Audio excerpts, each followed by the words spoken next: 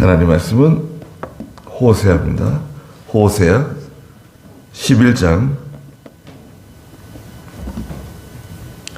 8절 말씀부터 말씀 보겠습니다. 호세아 11장 8절입니다. 에브라임아, 내가 어찌 너를 버리겠느냐? 이스라엘아, 내가 어찌 너를 넘겨주겠느냐? 내가 어찌 너를 아드마같이 버리며 스보임같이 대하겠느냐? 내 마음이 내게서 돌아서니 나의 긍휼이 온전히 불붙는 듯하다. 그랬습니다. 예, 나의 긍휼이 온전히 불붙는 듯하다. 하나님 말씀하셨는데요. 에브라임아, 그랬습니다. 에브라임아, 에브라임 북이스라엘이죠. 내가 어찌 너를 버리겠느냐? 버릴 수 없다는 거예요. 에브라임이 그렇게 하나님을 반역하고 우상 숭배하고 하나님의 뜻대로 하지 않는데 징계는 받아요. 하나님께서 책망하시고 훈계하시고 또 징계도 하시고, 그렇지만 버리지는 않아요. 예, 탕자 있잖아요. 탕자. 아버지는 멀리 떠나갔지만 아버지가 탕자를 버리지는 않습니다. 호적에서 파내고 그런 건 없어요. 아들은 아들인데 참 말 안 듣는 불쌍한 아들이죠. 철이 없다고 해야 되는가요? 그럴 수도 있겠는데, 죄를 짓고 나가니까요. 죄를 짓고 나가니까 징계를 안 할 수는 없어요. 징계는 받지만 버리지는 않아요. 이스라엘아, 내가 어찌 너를 넘겨주겠느냐? 넘겨준다. 뭐 다시 지옥에 보낸다? 택한 백성을 예수 그리스도의 보혈로 구속받고 죄 씻음 받았는데 이제 와가지고 말 안 들으니까 에이, 네까지 건 필요 없다. 마귀에게 넘겨주고 지옥 불구덩이에 들어가게 하는가요? 그런 일은 없어요. 예. 그러니까 아주 끝장내는 거, 멸망시키고 뭐 아주 끝장내는 거, 그런 목적은 아니에요. 회개시켜가지고 다시 살려내는 게 목적이에요. 하나님은 회개시켜서 다시 살려내는 게 목적입니다. 근데 끝까지 회개 안 하면 어떻게 하나요? 뒤에도 말씀하시는데, 여기 보면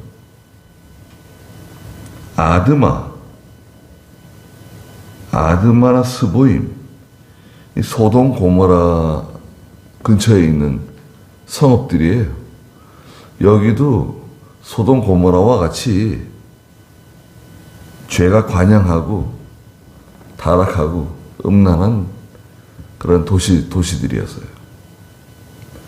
아드마와 스보임도 이제 하나님께 버림받아가지고 소돔 고모라와 같이 하나님의 유황불 심판을 받아서 다 끝장난 거예요. 그렇게 버리진 않는다는 거예요. 내 마음이 내게서 돌아서니 나의 긍휼이 온전히 불붙는 듯하다. 내 마음이 내 속에서 돌아선다는 거예요. 마음이 내 속에서 돌아섰어요. 무슨 말인가 이거?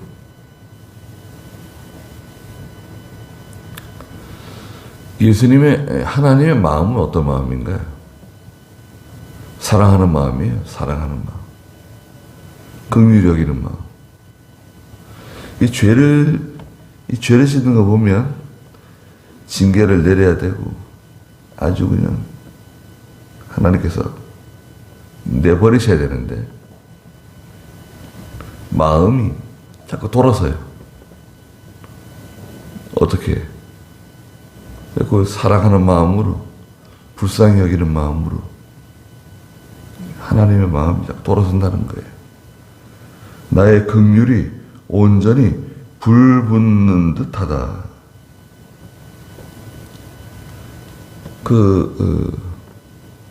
지난주에도 말씀드린 것처럼 자녀가 이렇게 뻔히 망하는 길로 가고 불순종하는 길로 가고 죄악된 길로 가고 자기 고집대로 나가고 그런 거를 볼 때 부모 입장에서는 속이 타는 거예요. 속이 불붙는 거예요. 믿음으로 하지 않는 거 보면 저 어쩌려 그러는가. 속에서 막 불이 나는 거예요. 하나님의 마음이 마치 온전히 불붙는 듯하다. 사람도 그죠. 마태복음 7장에서는 자녀가 빵을 달라 그러면 돌을 주고 생선을 달라 그러면은 뱀을 주는 아버지가 있냐.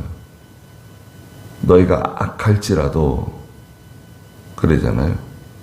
사람이 악할지라도 자기 자녀에게는 좋은 것을 주려고 그러는데 아니 그 하나님께서는 왜 하나님 백성들에게 하나님 자녀들에게 좋은 거 주시지 않겠냐 이거예요. 속이 막 타들어가는 거예요. 아니 뻔히 하나님께서 주시는 복을 받을 길이 앞에 있고 하나님께서 은혜 주시고 축복해 주시고 하늘에 있는 모든 것을 다 주시려고 다 이렇게 예비해 두셨는데 계속해서 불순종하고 거역하고 고집 피우고 세상으로 나가고 그런단 말이에요. 그러니까 하나님의 마음이 불붙는 듯하다. 어리석은 거죠. 우린 다 어리석었습니다. 어리석어서 뻔히 앞에 다 보이는데도 행하지 않아요. 순종 안 해요. 여러 가지 이유가 있고 사정이 있고 딱한 것처럼 보이는데 결론은 불순종하는 거예요. 고집 피우는 거예요. 9절에 내가 나의 맹렬한 진노를 나타내지 않으며 다시는 에브라임을 파멸시키지 않을 것이니. 하나님의 진노, 맹렬한 진노가 있어요. 무서운 진노죠. 이 맹렬한 진노는 하나님께서 참고 계속 오랜 시간 동안 참은 후에 내려오는 징계예요. 하나님이 참고 견디시는 거예요. 또 참고 그러다가 도저히 이제 그 임계점을 넘은 거예요. 하나님께서 정해놓은 하나님의 종들을 통해서 선지자들을 통해서 계속해서 말씀하셨는데 불구하고 끝까지 거역하고 나 하나님이 정한 어떤 그 임계점을 넘었을 때 하나님이 이제 맹렬한 진노가 쏟아지죠. 그런데 지금 이 말씀을 하시는 지금 시점은 아직 이 진노가 임하지 않은 거예요. 앞으로 한 25년, 30년 지나야 돼요. 그래야지 이 징계가 임하는 거예요. 그런데 이미 징계가 임한 것처럼, 이미 지나간 것처럼 다시는 맹렬한 진노로 징계하지 않고 다시는 파멸시키지 않겠다. 언제 파멸시켰는데요? 앞으로 하나님의 맹렬한 진노를 반드시 받게 될 거다. 파멸될 거다. 이 무슨 말씀인가요? 이거 확실하게 이루어질 하나님 말씀이에요. 하나님 맹렬한 진노, 파멸이 반드시 임한다는 거예요. 에브라임에게, 이스라엘에게. 그러나 다시는 그렇게 무섭게 징계하시고 파멸시키는 일은 없을 거다. 앞으로 일어날 일인데 마치 일어난 것처럼 과거형으로 표현을 했어요. 이것은 반드시 이런 일이 찾아온다는 거예요. 이는 내가 하나님이고, 구절 중간에 사람이 아니기 때문이다. 나는 네 가운데 있는 거룩한 자이니 진노함으로 오지 아니할 것이다. 나는 하나님이지 사람이 아니다. 사람은 감정적이에요. 그 하나님은 감정 없으신가? 감정이 있으시죠. 감정이 있으시지만 사람 같지는 않다 이거예요. 사람은 진짜 감정적으로 뭘 이렇게 해결하려고 그러고, 감정이 상하면 화가 나고 다투고 싸우고 배반하고 사람 넘어뜨리고 기분 나쁘다 이거죠. 왜 내 감정을 건드리고 그래? 왜 기분 나쁘게 하고 그래? 기분 나쁜 거 있잖아요. 근데 하나님께서 왜 날 기분 나쁘게 하고 그래? 왜 내 감정을 건드리고 그래? 사람같이 그렇지는 않다 이거죠. 하나님께서는. 하나님께서는 근거가 뭔가요? 기준이 뭐예요? 말씀이에요, 말씀. 말씀대로 되지 않은 것은 악이에요. 말씀대로 되지 않은 것은 하나님이 용납하지 못해요. 인정 안 해요. 우리 말씀만 따라가면 돼요. 우리 아이들도 마찬가지입니다. 야, 하나님 말씀만 따라가면 돼. 하나님 말씀대로만 하면 돼. 다른 거 볼 거 없어. 이건 기분에 따라 하는 게 아니다, 이거는. 내 기분이 좋으면 하고, 기분이 나쁘면 안 하고. 그거 아니야. 이거는 무조건 하나님 말씀대로만 하면 된다. 그러면 하나님 말씀대로만 하면 그냥 축복받는 거고, 하나님 도와주시는 거고, 그 잘 되는 길이다. 아무리 어려운 일이 있어도 하나님 말씀대로 하는 거다.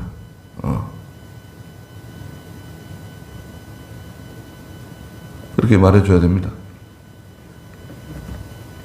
뭐 형편이 어떻고 사정이 딱하고 시대가 어떤 시대고 그런 얘기할 필요 없다 이거예요. 지금 시대가 어떤 시대인데 뭐 성경 말씀대로 해야 된다, 뭐 믿음으로 살아야 된다, 신앙 양심 써야 된다. 그럼 시대가 뭐 어떤 시대인데? 구약 시대나 지금이나 달라진 거 하나도 없어요. 하나님 편에서 보면은 뭐 시간이 며칠 지나간 것도 아니에요. 천년을 하루처럼 생각하세요. 하나님은. 천년을 밤이 한 점으로 생각하세요. 기껏 지금 창세기부터 시작해서 지금까지 우리가 여기 있는 건 한 6,000년 정도밖에 안 됐는데 6,000년. 모세가 주전 1,500년. 다윗은 1000년, 아브라함은 2000년, 아담 하와는 4000년. 지금 2023년이니까 한 6000년밖에 안 되는 거예요. 뭐 구약이 어떻고 신약이 어떻고 나눌 필요가 없어요. 그 말씀이 그 말씀이에요. 복음하고 율법은 같은 거예요. 율법하고 복음은 같은 겁니다. 구약은 율법, 신약은 복음. 세 계명. 10절에 그들이 사자처럼 부르짖는 여호와의 뒤를 따르니, 하나님께서 사자처럼 부르짖는다는 거예요. 사자가 그 막 소리를 낼 때, 표할 때, 그 위험 있는, 아주 권능 있는, 권위 있는 그런 짐승의 왕이라 그러잖아요, 사자를. 그 위험 있고 권위 있는 음성, 하나님의 그 위험 있는, 권위 있는 음성으로 찾아오시는데, 우리는 하나님 백성들이 하나님의 뒤를 따라간다는 거예요. 그러면 두려울 게 없어요. 하나님께서 앞장서 나가시고 하나님 백성들은 하나님 뒤를 따라가요. 여호와께서 부르짖으시면 자손들이 서쪽에서부터 떨면서 올 것이다. 서쪽은 이방 나라들이에요. 이방 나라. 동쪽은 하나님의 나라. 하나님이 계신 곳. 동쪽. 동쪽에 있어야 되는데 다 쫓겨나가지고 다 뿔뿔이 다 흩어져가지고 다 이방 나라에 서쪽으로 다 달아났어요. 서쪽에 다 붙잡혀갔어요. 포로 잡혀갔어요. 근데 하나님께서 소리를 바라시면 서쪽에 나간 이방 나라로 다 뿔뿔이 흩어지고 포로 잡혀간 하나님의 백성들이 떨면서 돌아오게 될 거다. 회개하면서 하나님께 돌아온다는 거예요. 그들이 11절에 이집트에서 새같이 날아오고, 새는 공중을 날아다니는 자유의 몸이네요. 자유의 몸. 자유를 얻어서 돌아온다. 아시리아 땅에서 비둘기같이, 비둘기는 평화의 상징이네요. 비둘기처럼 돌아온다는 거예요. 하나님의 세계, 평화의 세계로, 평안한 세계로. 올 때 떨면서 온주? 떨며 올 것이다. 회개하면서 돌아와서 내가 그들을 자기들의 집에 머물게 할 것이다. 다 하나님께서 처소를 마련하시고 자기들의 집이 있다. 요한복음 14장에서는 내 아버지 집에 거할 곳이 많이 있다. 걱정하지 마라. 내 아버지 집에는 거할 곳이 많이 있다. 교회도 마찬가지예요. 교회도 신약시대 교회가 지상에 있는 천국의 모형이에요. 이제 지상에 있는 교회는 불완전한 교회이기 때문에 여기가 천국이다. 그렇게는 말할 수 없고요. 천국의 모형입니다. 천국의 모형. 아버지 집에 오면 거할 곳이 있다. 다 자기 집이 있고 자기가 쉴 수 있는, 은혜 받을 수 있는 그곳으로 돌아오게 된다. 12절에 에브라임은 거짓이에요. 에브라임의 그 성질, 습성이 원체 거짓이에요. 하나님 백성인데 저 에브라임은 거짓이. 한마디로 말하면. 이스라엘 족속은 속임수로 나를 애웠었다. 다 속이는 거예요. 거짓이다. 거짓이에요. 에브라임하고 이스라엘은 같은 겁니다. 속임수와 거짓. 얼마나 못했습니까?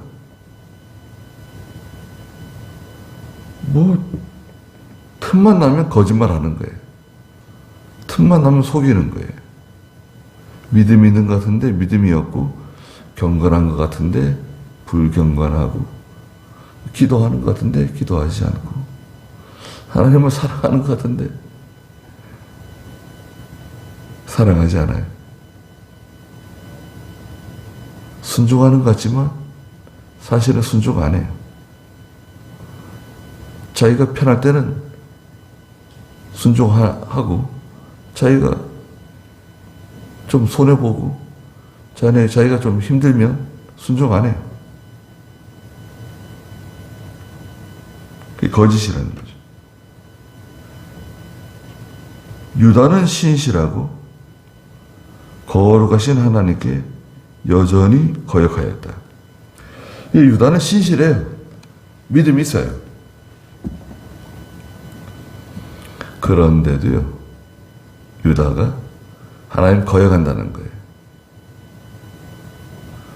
아니, 북이스라엘이 저렇게 하나님 명령 불순종하고 하나님께 징계받고 저렇게 망하는 걸 보면은 남쪽 유다는 믿음 있잖아요.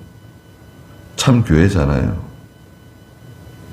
그러면 정신 바짝 차리고, 야, 우리도 이스라엘처럼 하면 우리도 망한다. 우리도 하나님께 징계받는다. 그러니까 이제 그걸 거울 삼아서 조심해야 되는데, 이게 어쩜 똑같이 이스라엘이 걸어가는 길로 걸어가는 거예요. 그 길로 가요. 중력이 작용하는가? 거길 따라가요. 그러니까 우리는 다를 것 같아요? 야, 저 이스라엘이 망하고, 그 길을 또 유다가 따라가면서 또 망한 거 봐라. 우리는 가면 안 되지. 우리 저렇게 하면 안 돼. 우리는 바로 해야 돼. 라고 말하지만 또 따라갑니다. 그게 이상하죠? 그냥 정신 똑바로 차려야 돼요. 예.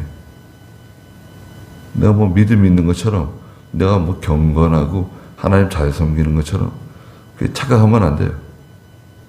우리도 이스라엘 길도 가고, 유다가 또 하나님 거역하는 길로 가다가 또 망하잖아요. 북이스라엘이 망하고 난 다음에 한 120, 30년 뒤에 또 유다가 또 망해요. 바빌로니아에 의해서. 그럼 오늘날 우리는 몇천 년 지나서 살고 있는 하나님 백성들, 우리는 어떤가요?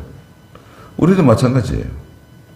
세상으로 나가고, 사람 의지하고, 돈을 의지하고. 하나님 의지하고 살면 참 좋은데, 편안하고. 하나님 의지하고 살아도 편안하고, 하나님 먹을 거 주시고, 기도하게 해주시고, 살기 좋아질 것 같은데. 예. 믿음으로 하면 바보가 될 것 같아요. 가난해질 것 같아요. 당장 눈앞에 보이는 돈을 잡으려고 그래요. 네. 이병용 목사님이 사경회 때나 이럴 때 보면, 야, 그 10,000원짜리 하나 있냐? 물어보세요. 예배 시작하기 전에.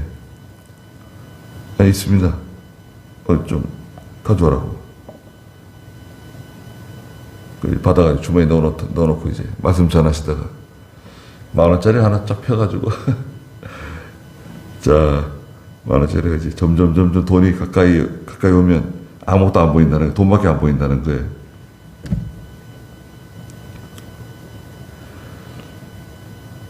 그러면 이제 하나님이 하시는 일도 안 보이고, 말씀도 안 보이고, 다른 사람도 안 보이고, 오직 돈밖에 안 보인다는 거예요.